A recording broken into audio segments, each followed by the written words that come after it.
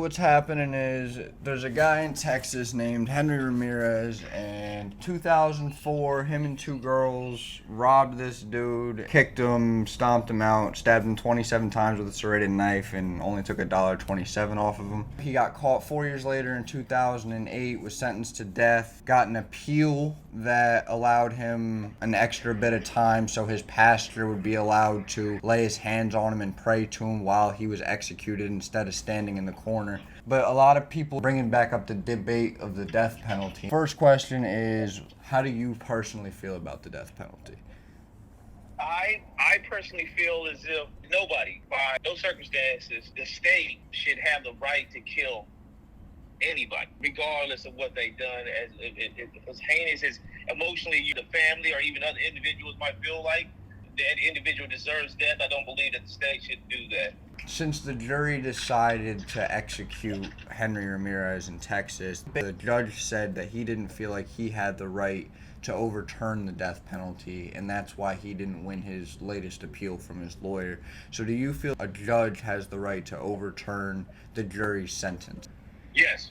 On my understanding of the judge and his duties on the bench, if I'm correct, is that he's there to determine if the sentence is adequate, because I have heard of circumstances where an individual, he gets found guilty, right? He gets found guilty, and then he signs a plea per se from this point to this point, and then the judge decides right then and there that because of, say, the lack of remorse that defendant is showing, he decides to give defendant more time. So if they could do that, I'm sure they could overturn it.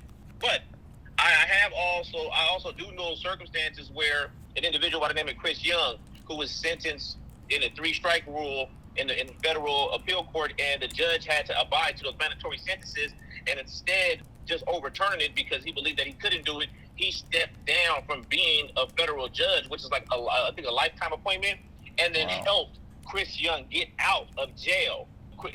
That judge, I can't remember his name, him, with the help of like social media, Kim Kardashian, Chris Young ended up getting out. So I guess it really just depends on what are the responsibilities of the judge. But what I believe that the judge can do that and the judge should do that.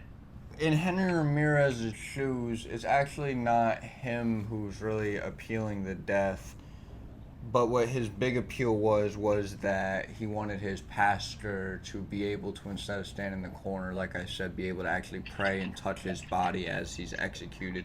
I'm all for it, and I'm sure you are too, but I still personally feel like it's kind of weird that another human's touching another human as he died, so I kind of just wanted to get your perspective on that.